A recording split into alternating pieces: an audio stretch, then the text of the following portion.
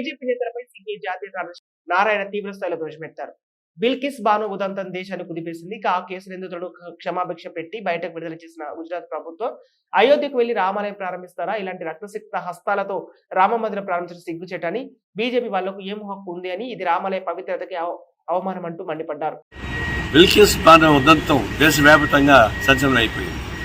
ఒకవైపు రేపు పాల్గొన్న వాళ్ళని క్షమాభిక్ష పెట్టి పంపించేసినటువంటి ప్రభుత్వం, వాళ్ళు ఈ బీజేపీ వాళ్ళే అయోధ్యకు పోయి రామాలయ ప్రారంభోత్సవం చేస్తారు.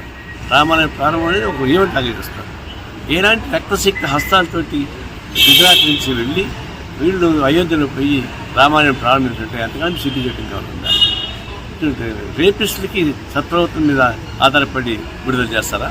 సో సుప్రీంకోర్టు పట్టించుకుంటే తప్ప ఇంత గీత లేకుండా పోయింది.